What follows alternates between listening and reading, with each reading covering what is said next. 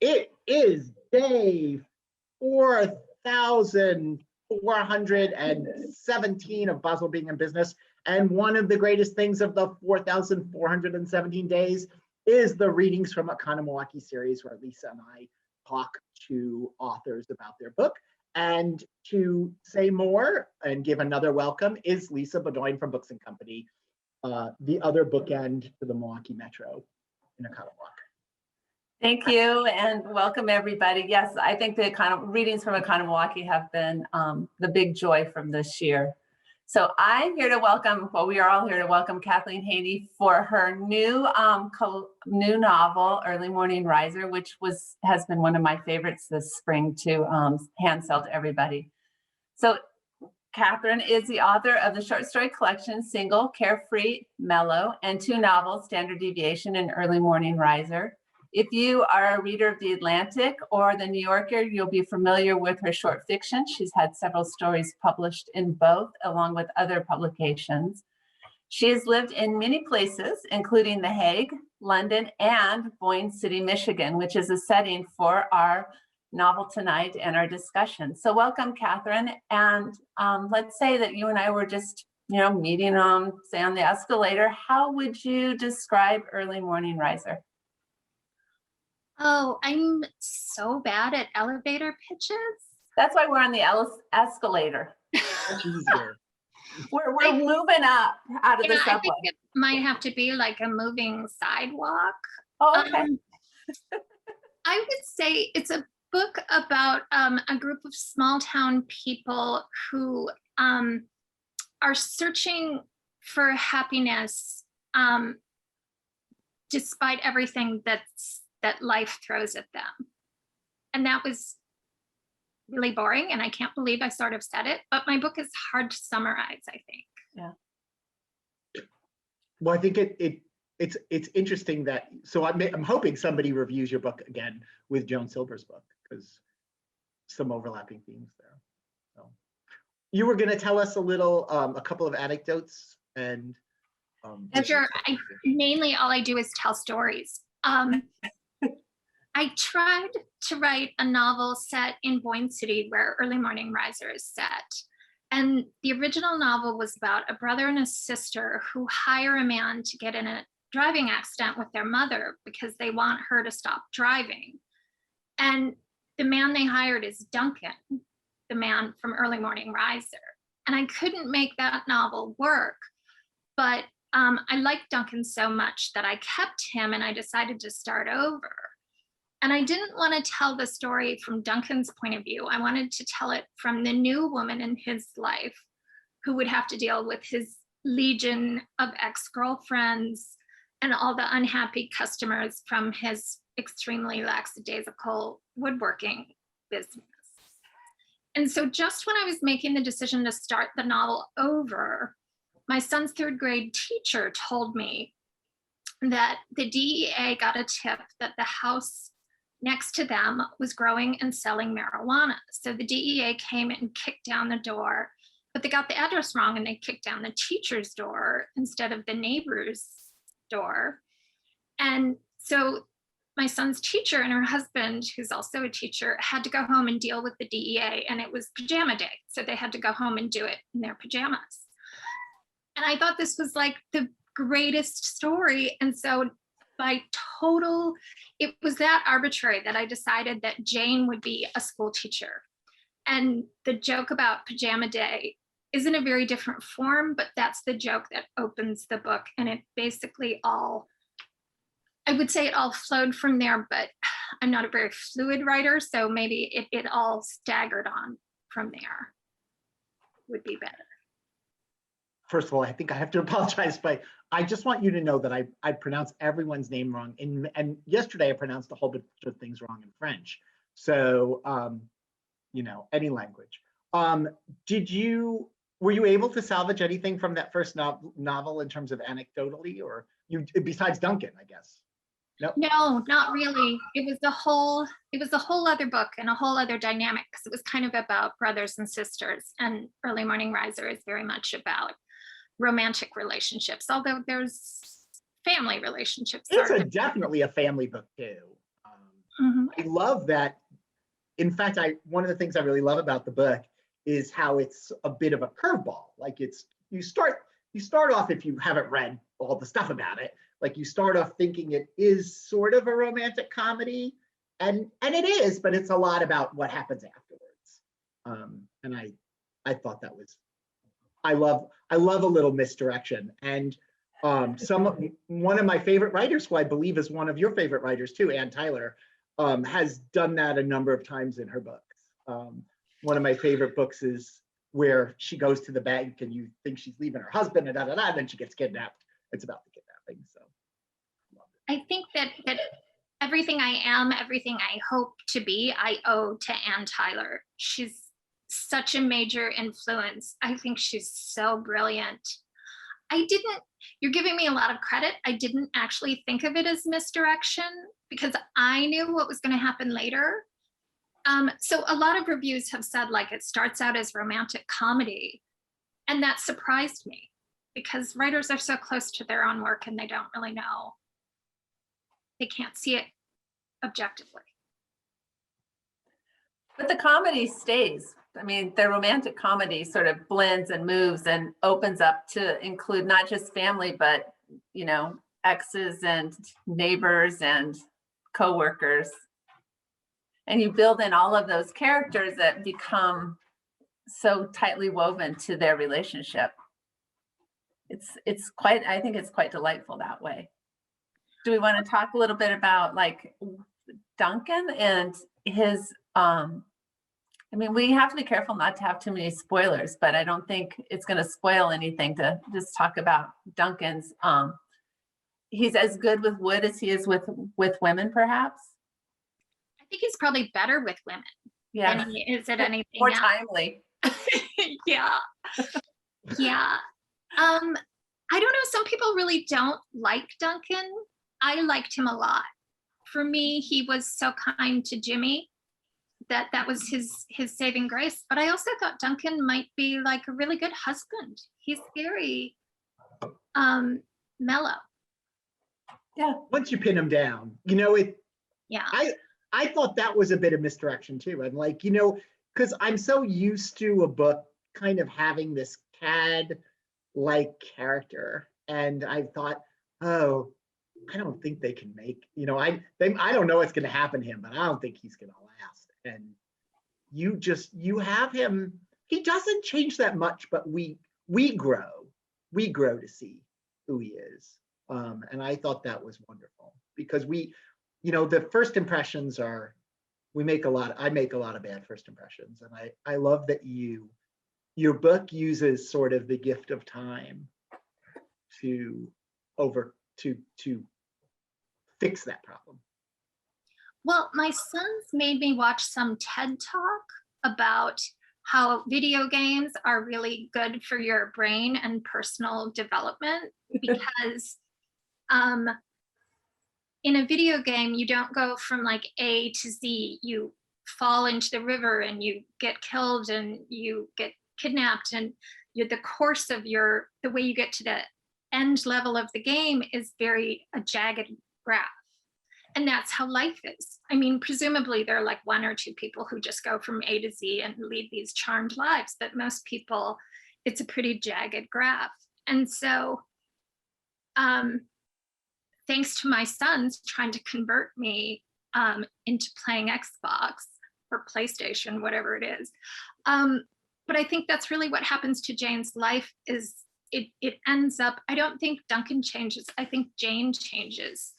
And she realizes that what she has is maybe better than what she wanted. Mm-hmm. Because I think too, we're fed what we're supposed to want and what a man is supposed to do and what a relationship is supposed to look like and how the people around us are supposed to be. And she did get to discover there was so much more right there that she was looking elsewhere. Yeah. It was nice.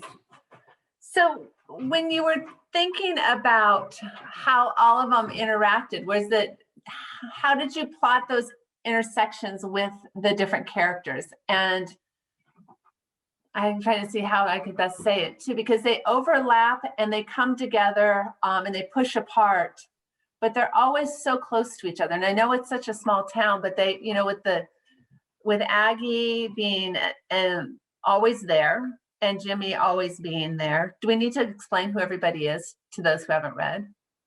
Should we? I don't know. Should we, Daniel? You know, let's just say there's lots of really great characters, and we're going to Yeah. slowly reveal a little more about them as the conversation goes on, just like the book does. I do want to say, though, that I love Lisa's question because you mentioned to us some of your processes, which were in terms of keeping track of all these characters over time. Tell us. Well, I've read, before I wrote my first novel, I read a lot of things from authors who said they had like index cards on every character. Because I was like, that is such showing off. Nobody does that. And I wrote my first novel without that. And I'm like, this shit is really difficult because I was having to go back. Like I had randomly made people live in different places and be different careers. And I had to go back and fix that. So I was much more organized with this book. And I had to, because the book covers 17 years, I had to make a chart with everybody's age at every year so I could look it up as unlike, you know, I could run my finger along it and find somebody's age because I cannot do the mental math of being like, this person was born in 1977, so how old are they? Like, I can't do that. And then for the classroom scenes, I made up all the students' names and made the class rosters so that when I was ready for somebody to say something, I could just pick a name.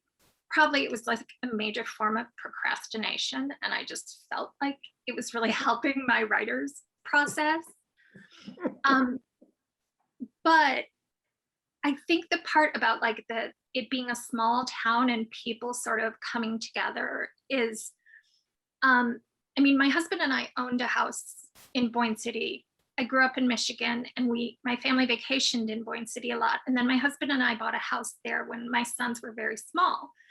And one of the first years that we stayed there, the first summers, the house didn't have Wi-Fi.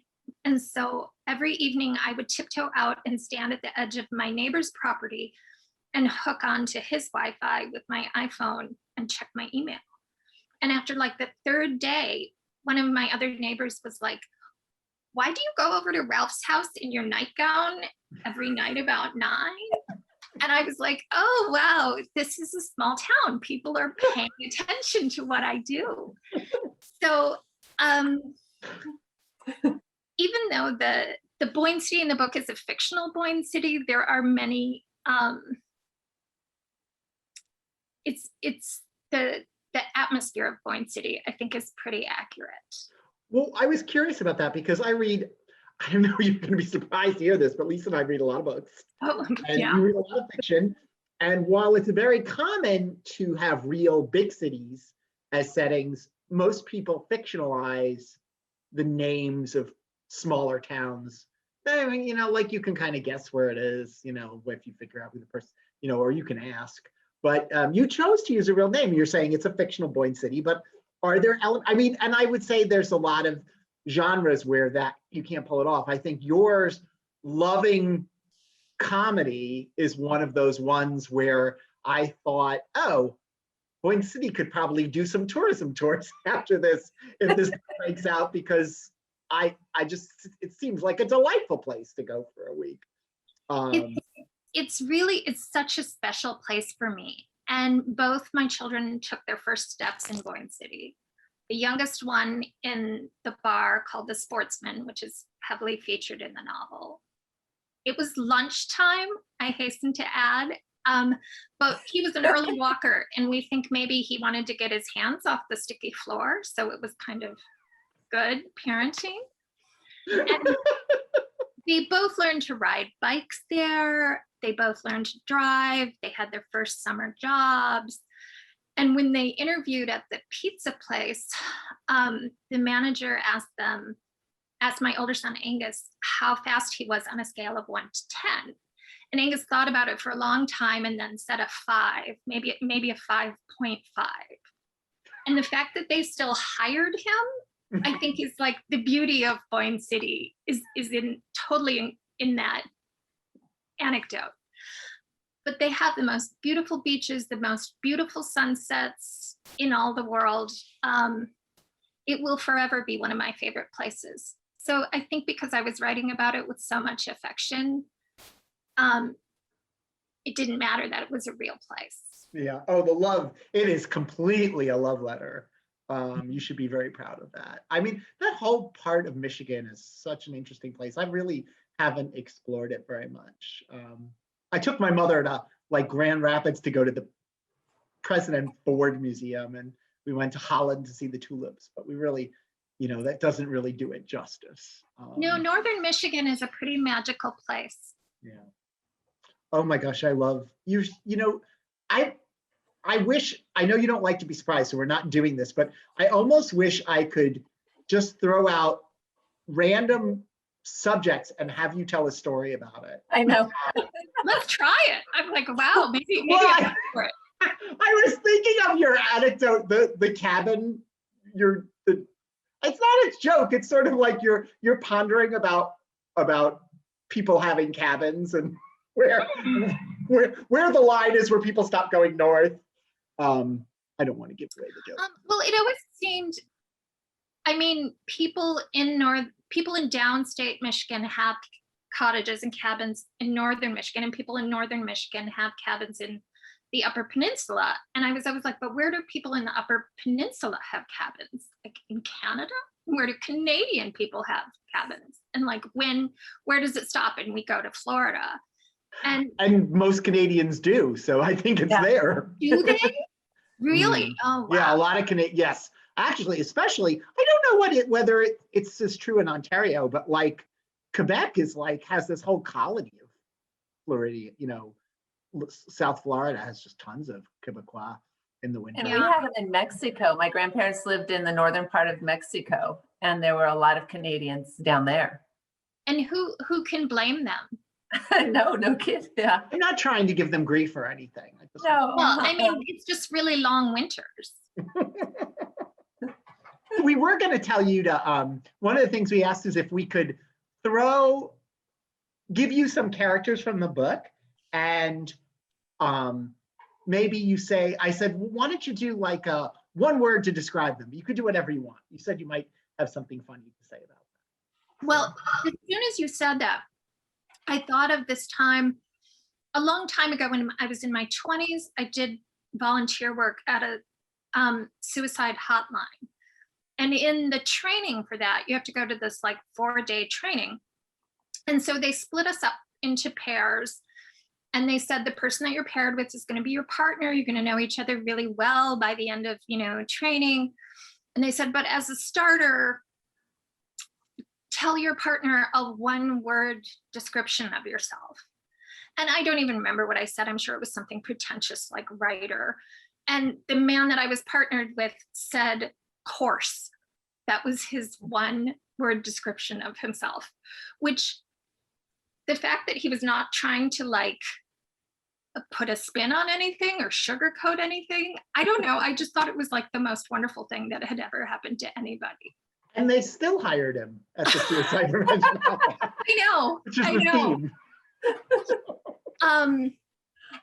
But if I had to do a one-word description of everybody, I think that I would say Jane is frustrated, or maybe patient. That's 2 words I realized. Duncan is kind. Jimmy is sweet. Frida is musical. Aggie is bossy, and Gary is bewildered. It's kind for Gary. We were chatting about when I read the book, I was like, Katherine presents the characters warts and all, except for maybe Gary, who's all warts. And he's just, I'm a little frustrated with him, but I really kind of loved him because I was just waiting on the edge of my chair to find out what he would say next or what other problem he would have. And we all know somebody like that, but I particularly— He doesn't approve of soup. Yeah, he has a lot of dislikes. Disapprovals. Gary was basically like a gift I gave myself. Every time I could think of a reason for Gary to come over and say something funny, I was super, super happy. And there's a point late in the book where Gary has a sort of minor health crisis. And when I was trying to figure out what it would be, and Gary's a really unobservant, bewildered person who lives in a fog, and his wife is very bossy and has basically made every decision for him for like 30 years. So he's become sort of infantilized. But I was trying to think of what this health scare would be. And on the very day I was writing that scene, my husband went to play squash, and then he texted me that his squash partner was having dizziness and blurred vision, so they were going to the ER. And then he texted me from the ER and said that the dizziness and the blurred vision were caused because instead of wearing his squash goggles, the squash partner was wearing his wife's bifocals. And I was so, it's this weird thing of like when you're writing, when you're really intensely finishing a book, it seems like the world is writing the book with you and they're collaborating with you. So I felt like I don't even have to change this. This is something Gary would do, and I put it right in the book. And it was, I can't even describe the feeling. It really feels like the universe is kind of cheering you on when something like that happens. You're obviously a very, and I know at least you were supposed to say the question, I'm sorry. Go. A very attentive person. Are you writing this down or using your phone, or are you memorizing like I gotta get home? And because you do capture so many interesting moments, just funny and I think we've heard that a number of them come from real incidents. So how are you keeping track of all this stuff? I used to keep a journal, but it was always really depressing and about how I wasn't writing. And like, I think I only keep journals when I'm in a bad mood. So I stopped doing that. But for years and years and years, my mother and I wrote each other emails every day. And so it was like before Twitter and Facebook, it was our way of sort of condensing our day into maybe like 3 funny paragraphs and sending it to each other. So a lot of it, I still have all those emails, and sometimes I read them through, and that's maybe my form of a journal. But sometimes I make notes on my phone, but most often I just remember it. I think most writers have really good memories.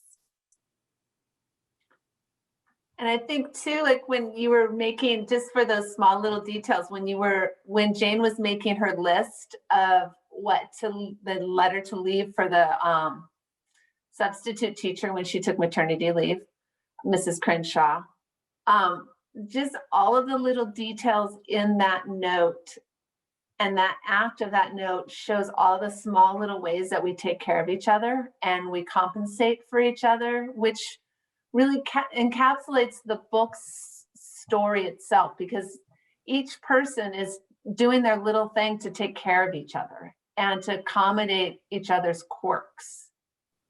And did you set out with that intention, or did you become aware of that, or is it something that you saw arc later on? That everybody takes care of everybody else? Yeah, it's just a little quirk. So there's not the, like, so many novels are about the resentments of having to adjust and adapt to people's quirks.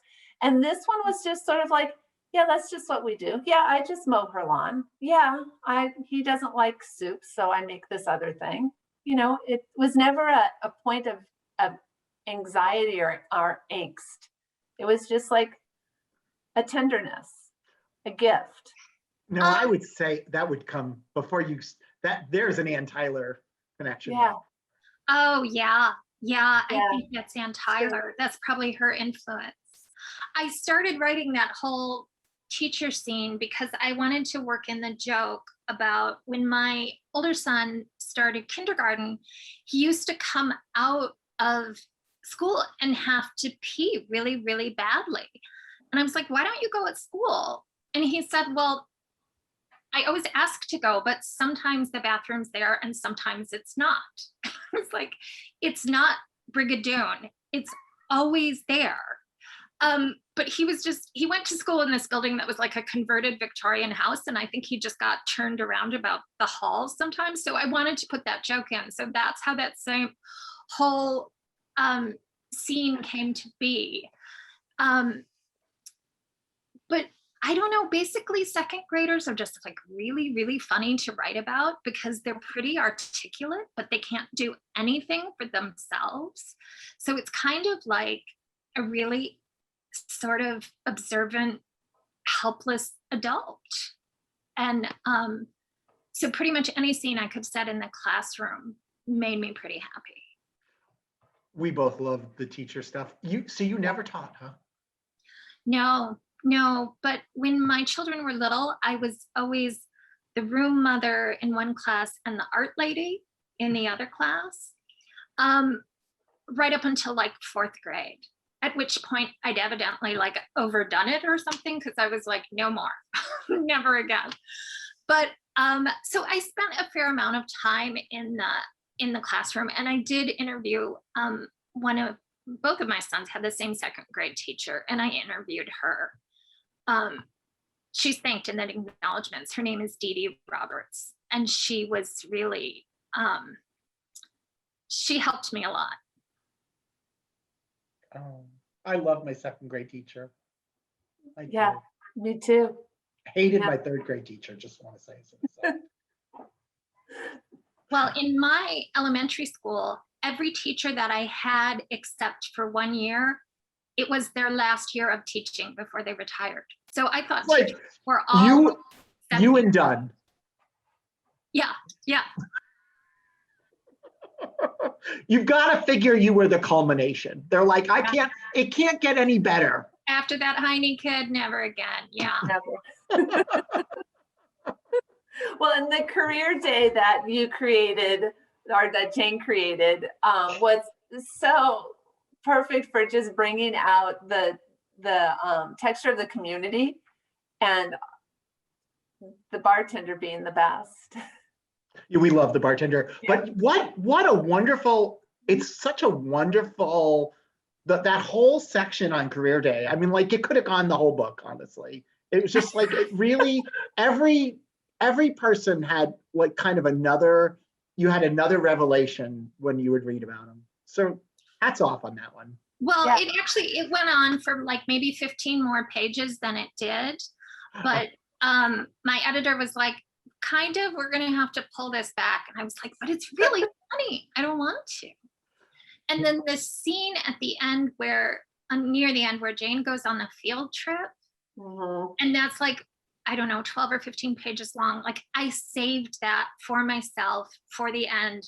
Like, I was like, this is going to be the funnest 12 pages I've ever written in my whole life. And everything that happens to Jane on that field trip happened to me on some field trip I went on with my sons. It didn't all happen on the same one, but it all happened. Including dropping off the teacher? Hooters? No, that part I did make up. And it's a joke about Hooters. She drops him at Hooters, and one of the kids makes a joke about a lap dance.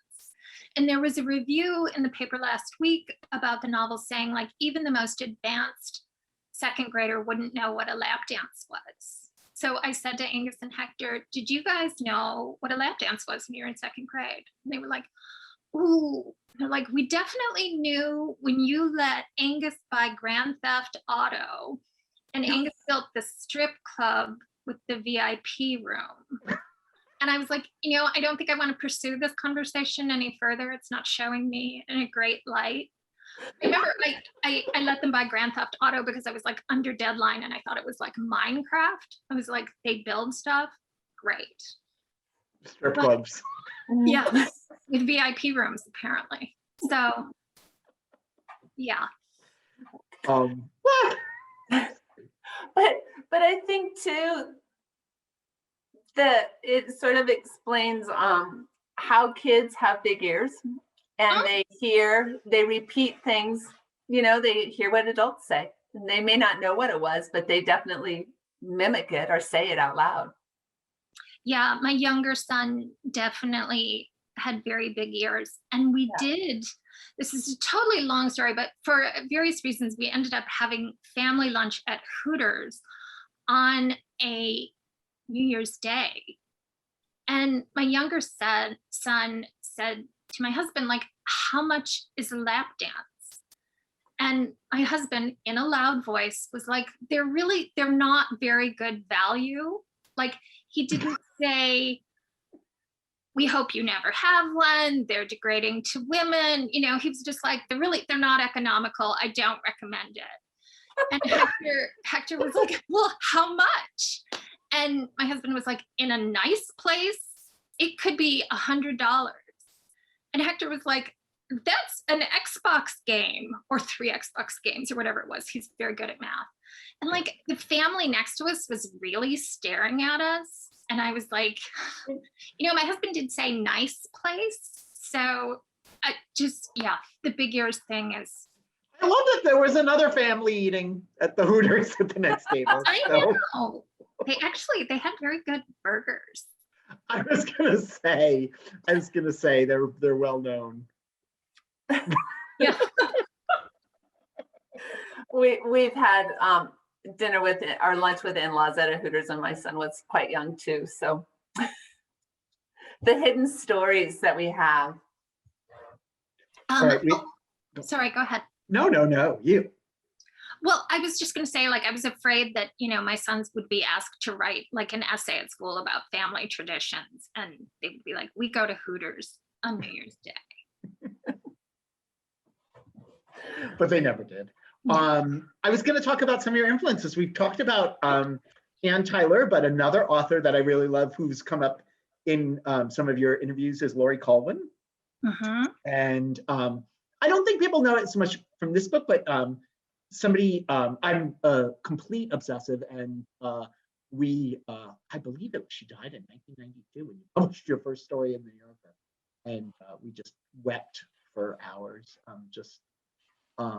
And would you talk a little about Laurie Colvin influence? I saw it right away, and I heard you even wrote, and then Lisa said, Daniel, she wrote the introduction for Happy All the Time. I did. No, I remember being in college at the University of Kansas, and I read the Laurie Colvin story called My Mistress. And the mistress has this chant that she does about having other couples over, and it goes, we invited them, they invited us, we invited them, they invited us, and that's the whole chant, and it's done really tunelessly. And I remember just reading that story and thinking, I'll never read another story this good, because I was like 20 and really, you know, melodramatic. But I feel in many ways I never did. That's really one of my favorite short stories. And after I read that, I just like hunted down everything she had written. And it's something I return to over and over again. And it's so, on the surface, it's so simple, but you can get something new out of it every time. There's just so much depth. And so What's your favorite? Is it Happy? It is probably Happy All the Time. Yeah. My friend Marcy's favorite is Happy. My friend John's favorite is Another Marvelous Thing.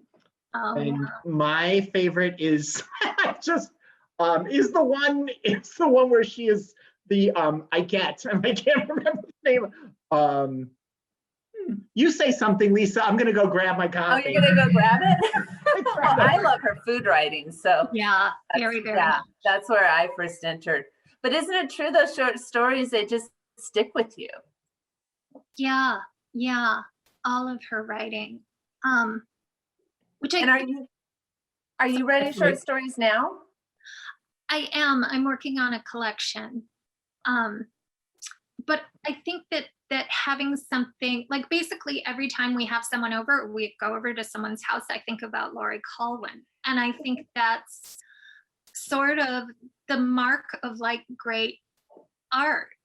And my friend Patrick wrote this very funny story during lockdown about and well, it's not about a man taking a shower, but in the story, a man takes a shower and he thinks about how he washes the same body parts in the same order and how the back of his legs have not been intentionally washed in like 20 years. And I think of that every time I get in the shower now. So that to me is like the mark of, of art, is that you part of it becomes part of you. Absolutely. Daniel, which one did you show? It was Goodbye Without Leaving. I was obsessed with Ann Patty's Poseidon Press in the late 80s. And I just whatever she published, I had to read. And so she got one book with Laurie Colvin. I'm also obsessed with home cooking, Lisa. I've read it multiple. Yeah. I lived in an apartment when I moved here. When I read it, I lived in an apartment just like hers. It was a studio with no kitchen, and I would wash the dishes in the bathtub. Or in the shower. I had a little bin, and I'd wash it in the shower, and then I'd take a shower, and then I wouldn't tell anyone how I washed the dishes. But now it's okay. That's the kind of thing you can do in your 20s. That if somebody asked you to do now, you'd just be like, what are we? Like, I'd rather shoot myself in the foot. Well, for one thing, I'd slip in the bathroom and break my neck, but yeah. That also, yeah. I can't multitask anymore. Yes, I was young. It was small. I would love to know what if you feel like your other favorite, Stephen King, influenced you at all in your writing. Well, you know how Superman was born on another planet and brought here as a baby? I think that's what happened with Stephen King. I think it's impossible to read Stephen King and not feel really inspired. He's so good. He's so confident. He's so imaginative. There's so many Stephen King stories that I think about every day, even, just little bits and pieces of them. I think he's like Elmore Leonard or Margaret Mitchell or Daphne du Maurier when, in My Cousin Rachel. When you're reading an author that's really at the height of their creative powers, even if they're not writing the kind of book that you want to write, it's impossible not to feel inspired when you read them. Laurie Moore is another person like that. Yeah, and I would say that, what do you think, Lisa? I mean, it feels to me like more people mention Stephen King's On Writing as the most influential book for them. That and Bird on Laurie. Bird by Bird. And Lamont. Yeah, I feel like 20 years ago, I would hear more people say Bird by Bird, and now I feel like I hear more people say on Writing, mostly because I used to read everything from Anne Lamott, and now it's mostly the meditations, and so I'm not a meditative person. I don't think I am either. I am. Wow. But can I tell a funny story that sort of has only a little bit of Stephen King in it, but it has a lot of books in it, which is when I first started dating my husband, my stepchildren were 14 and 12. And when it comes to books, I'm like a really bossy person, and I always want to control other people's reading lists, and I feel like they don't read enough. And so we're not that way. So I introduced my stepson, who was 14, to Stephen King, and he loved him right away. And it's something that we still share, and we still give each other books and stuff. And then my stepdaughter was not very into reading, but I gave her a book by Norma Klein, who's an author, a young adult author I always really liked. And she took the book back to boarding school. And I had forgotten that there's this incredibly graphic scene in it that describes oral sex in the most plain but instructive language. So my stepdaughter read this and then shared it with every other girl at boarding school until the last girl got caught with it by the principal or headmistress or whatever it's called at British boarding school. So the principal called my husband and read the super graphic sex scene to him over the phone. and asked where the book had come from. And I was like, but I think we need to focus on the love of reading this book has inspired, and how, 30 girls now like to read. And it's really like trailed me all the rest of my life, that sort of decision. But yeah, the power of literature. And the power of forgetting those moments that you don't want your kids to read. I've done that many times. Like, oh, here, read this. Oh, I forgot about that scene. Yeah, I had completely forgotten about it when I gave her that book. Yeah, yeah. Well, yours, we could recommend yours to, it would cross over to a higher teen. Have I forgotten anything? No. No, I don't think so. No. It would. Yeah. And it might offer some hope. Yeah, the Norma Klein probably offered a different kind of hope, but yeah. Yeah, yeah. I really like the way you use the thrift store in the books, that she would go in and shop, and the how each going in there for her was a potential looking for stories. And when Duncan was in there, he was just sitting down telling stories. And I liked how that sort of continued to feed her throughout the whole book. And she was really the one who would always go and search out the outfits, compared to, say, Aggie, who was always, dressed in food colors. You want to talk about how you pulled that in? Because it's not a space that many people go to, the thrift stores.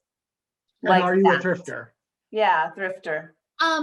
I am, and it started as I was writing the novel. So it's this weird thing of when you're writing a novel, you see your whole life through the lens of the novel. So it's like I was just discovering thrift stores when, as Jane was discovering them. But another funny thing that happened is a friend of mine she was searching her emails for something called a challenge grant. And when she got as far as typing in challenge, like all these emails popped up from her father's assisted living place, where they were like, it continues to be a challenge for your father to let us in the room. And, it continues to be a challenge for your father to be nice to the staff. And so the thrift store in Boyne City is called Challenge Mountain. And so to make that leap, that Jane finds all the challenging emails about her daughter at preschool, was another one of those moments that seems to really, like the world is writing the book for you, almost. Mm-hmm.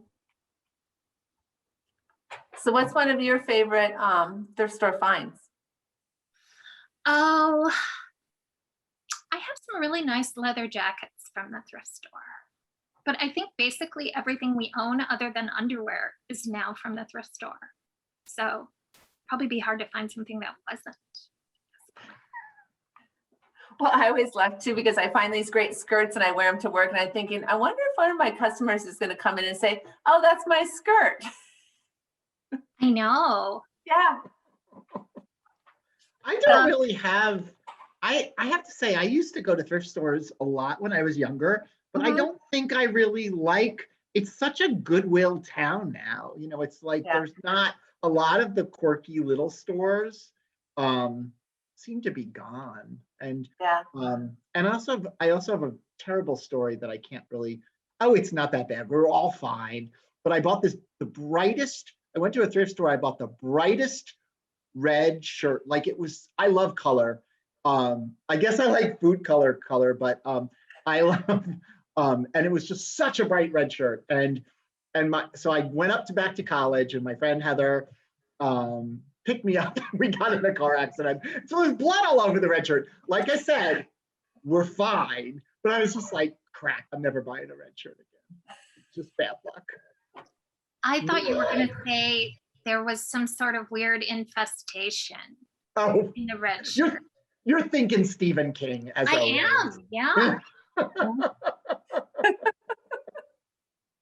You do, so another Laurie Colvin, we were speaking of food, you just do a wonderful dinner party taco. You do a terrific Taco Tuesday, and you know, in addition to thrift store, you do a good grocery store too. Glenn's is, well, I guess Glenn lives on through so great you can name a person after him. So, Well, real place or not? Glenn's was a real place, but it changed owners, Yeah.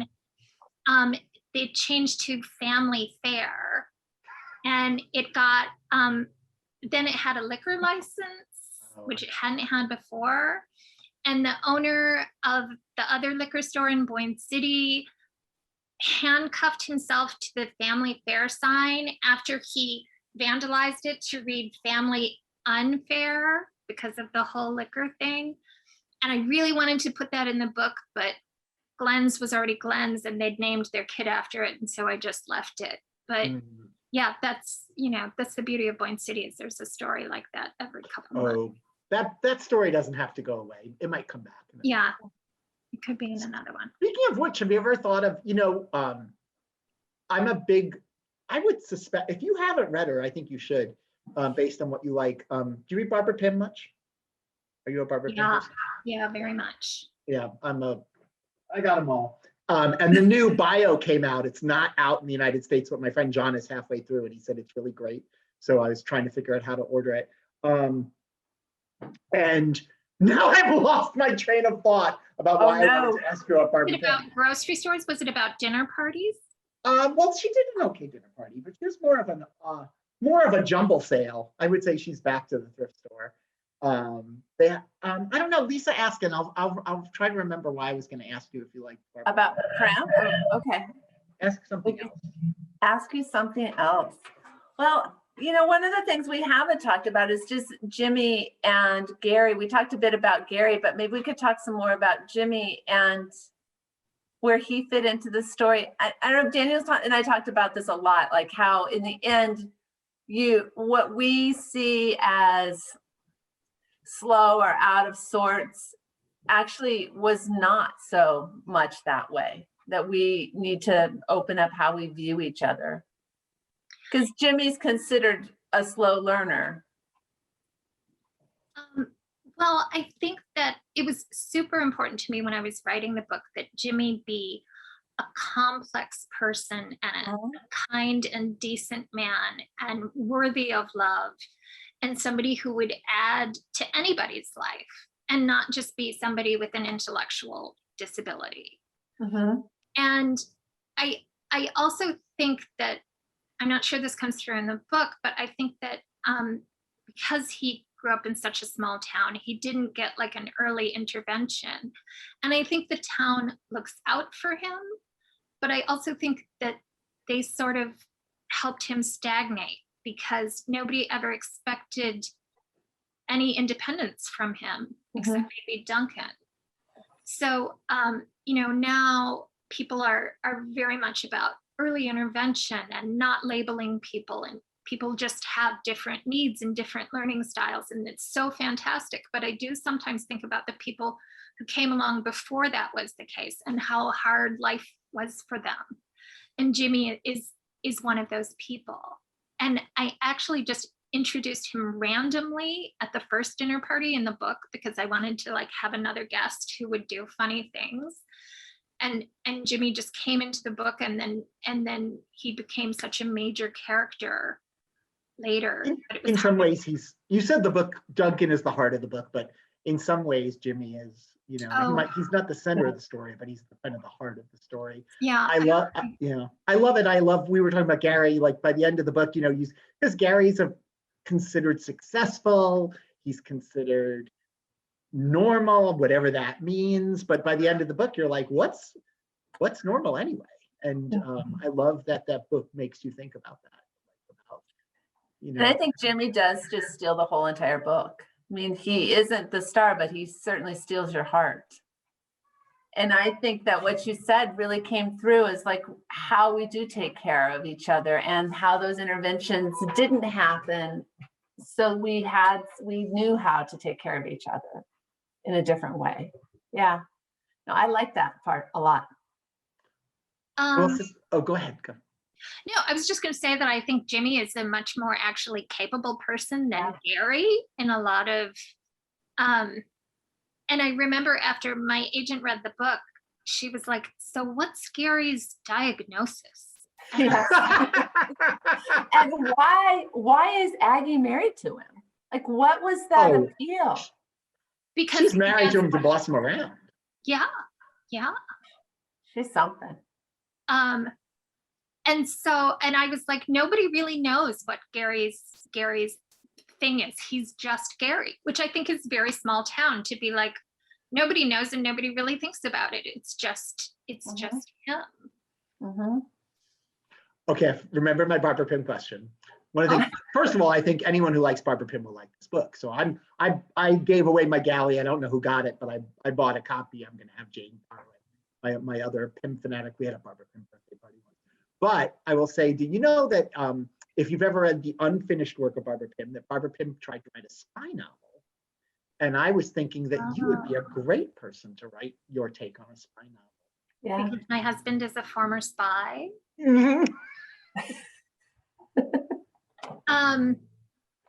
Talk a little, what you're allowed to say. You've said it in a lot of interviews. I've said it in so many interviews that it doesn't matter anymore. No, he when we first met and started dating, after about 6 weeks, he told me in the beginning that he was a diplomat, and then he told me that he really worked for MI6, and I was like, what is that? And he was like, MI6, and I was like, I just said I didn't know what that was. So I think he married me because I was so unimpressed with the whole thing. And he was under death threat from the KGB. Although then, like 10 years later, they sent word that they were over it.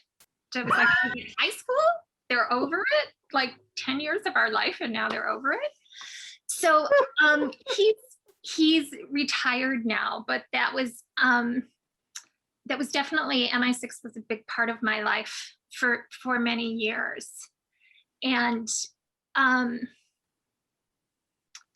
don't know, I don't think I could write a spy novel. I think I would be too intimidated. I did go see Tinker Tailor Soldier Spy with my husband and like 2 other ex-MI6 people, and we almost got thrown out of the theater because they were talking so much about like inconsistencies and things that wouldn't really happen, and I was like, can you stop talking? You don't have to write John le Carré. You can write your spy novel. Did you ever read Kate Atkinson's spy novel? Was terrific, and that was like everything she writes is so fantastic.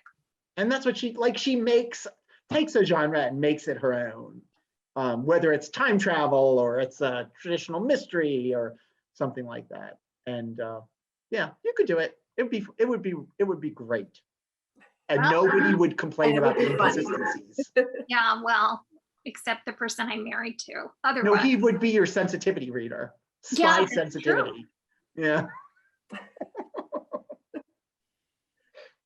What are you reading right now? I am reading Brood by, who's the author of Brood? Come on, Jason. Jason. I'm like, whoa, she's a delight. I know you had the event. It's fantastic. Who knew that chickens could reveal so much about human nature? I just think it's amazing. And Jackie Polson. Jackie Polson. Yay, Jackie. So I'm in the stage of the book where I basically follow my husband around and read him like every other sentence. And then at the end of the book, I'll be like, you have to read this. And I'll be like, I pretty much already did by virtue of you telling me the whole book. But I think it's brilliant. And if you told me somebody could write a great book and it would all be about chickens, I would never believe you. Right. And the really great books I read in 2020, Lacey Crawford wrote a memoir called Notes on a Silencing about she was sexually assaulted at boarding school and how the school tried to cover it up. And it's the most powerful beautiful piece of writing. I mean, it would be a powerful story anyway, but her writing just elevates it into masterpiece. And as soon as I finished reading it, I fangirled all over her Facebook page, and she was kind enough not to like report me for stalking. And I read Exciting Times by Nisha Dolan. I think it's a really terrific book. And The Body in Question by Jill Cement. That's how you say her name, which is about a woman who's doing jury duty, and none of the other jurors are named, but they all appear as distinct characters. And I was just so in awe of her talent. But there's a book coming out that I'm really excited about, which I went to the University of Kansas, and a couple of months ago, there was like this tiny little thumbnail on Facebook saying people you may know. And I saw this thumbnail sketch and I was like, oh my God, I sat behind that guy in history and he had really beautiful handwriting. And later at a dorm, I was really drunk at a party and we were in an elevator together, and I told him he had beautiful handwriting, and he looked really scared and he got off at the next floor, even though that wasn't probably the floor he wanted to get off at. And this all came rushing back to me just from seeing this tiny thumbnail. So I wrote to him, and that was him. And he's a poet, and he has a collection called Worldly Things that's coming out in June. Oh, cool. So smart and funny. And even if you don't like poetry, it's really, really great. But also I feel like, so college is still enriching my life. I'm still, it's still leading to new discoveries. His name is Michael Kleber Diggs, and it's a fabulous book. You should check it out. I am going to send the link. I have a question actually from Emily Vieira, who from the Sherwood Public Library. And so what I was going to do is, since Emily's here, I also want to mention another event. She's hosting Janusz Slor's At the End of the World, Turn Left, which is sort of a novel set in Milwaukee. And the books came in today. I wanted to tell people because John and I have been talking about that. So Emily wrote, there is a beautiful moment when Jane takes her daughter to the lake while Duncan's at the funeral with Aggie. You capture the innocent awe of toddlers so beautifully as you show Patrice saying this and that about the sand and lake. Is that a moment that came from your own experience with your children? And in general, how did you set about writing children with such personality? And I think we all felt that way from the school kids too. You're good. A lot of the Jane's children is from real life. My older son used to sort of interpret for my younger son and say, Hector, he don't like cake. He don't like baths. And that's the way that Jane's daughter talks. And so that was from real life. And also, when we were living in Europe, we took my sons to Legoland Berlin. And my younger son was like the millionth visitor, and this little signal went off, and they said that he needed to stay, and the local news was going to come and they were going to present him with a teddy bear and a basket of Legos.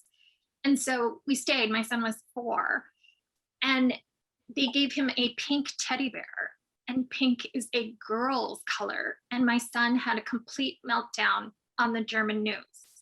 And so Patrice has the same sort of meltdown in the book. But yeah, I do remember my younger son sort of discovering things, and my older son just being like, how can he not remember what that is? How doesn't he know this? So yeah, it was definitely taken from real life. Very cool. Lisa and I would like to recommend a quirky book that we both like called Leonard and Hungry Paul. Oh yeah. And we've been both hand selling a lot of copies about it. It's an Irish novel. It's the One Book, One Dublin. It has not done very well in the United States yet, but it has a lot of, one by one, it's picking up very devoted followers, including a number of booksellers, including my friend Sue Boucher, who's at the Cottage Bookshop in Michigan, which is not, I think, I don't know where it is, but it's somewhere in northern Michigan. It's right near Sleeping Bear Dunes. So it's outside of Sleeping Bear Dunes. So it's south of where Point City is. Okay. So south and around down a little bit. Thanks. Thanks, geographer. Well, I dream of going over there, so I'm always mapping out where I would stay. Have you been to Sleeping Bear Dunes? No, I haven't been to Upper Michigan, only to Grand Rapids Every area. person that I know who went to Sleeping Bear Dunes as a child goes back as an adult and is like, this is it. Like, because when you're a child, it's just, you know, Mammoth. Yeah. Mount Everest of sand. It's still a great place to go, but it is shocking how your memory of it is not quite the same. Yeah. Our Norton rep Dave said, sleep cottages in Glen Arbor, Michigan. Ah, Glen, okay. I'm planning my trip someday. So I like to plan trips, especially the last year. And was the book of poetry Worldly Things? Yeah. Okay. I just got the title wrong. I wrote Wild Things because I'm. Okay. But it is. I just wanted I think to make if you sure it was the click same on it, one. let me just look. So one of the things we've It is sent the you a same lot one. of links, and if you want to keep the links, if you click on them, they will open up in another window, and then they'll be there when this window goes away, including the one if you haven't bought your copy yet. I believe Lisa and I both have signed copies, and I wanted to let Lisa know there are more. Our rep Jason told us if we need to reorder, there are more signed copies. So, because I just got in more today because the book's selling really well because we all love it. So, do you have a last question, Lisa, before we go? I guess it's time for us to say goodbye. Say goodbye. No, I could just keep talking about it. I know. Do you? We didn't even talk about your pseudonym, which I thought was ghostwriting. Oh, I know. Yeah. We had an interesting discussion about the differences, and I feel like you're the guest, so I think you're right. Okay. But I was going to quick say that when you lost your train of thought, it made me really happy because I feel like since the pandemic, I do that all the time. And I was talking to a friend of mine and she said, I not only lose train of thought, but now I'm starting to mix up words and I say bookcase when I mean table and I say outside when I mean upstairs. And so I said to my husband, at least I'm not doing that. And he was like, you do that all the time. Like you do that more than you don't do it. I take the beginning of one word and the end of the second word and turn them into one word. Well, that sounds like that's just plain efficiency. And that's what I'm trying to convince everybody of, but I don't make a lot of sense. And Lisa, to me, it sounds like it's just one big parlor game. It is. It is. Well, we are so thrilled that we got to talk to you today. This What was an the honor. funnest thing ever. All right, you need to do more things. We need to get you out. Taco Tuesday it is. Our Friday night fish fry. Come on over. Oh yeah. Well, someday that will be a thing again, and we'll do it. So Yeah. But for now, everybody should have a wonderful time reading Early Morning Riser, or go back and read Single Carefree Mellow or Standard Deviation.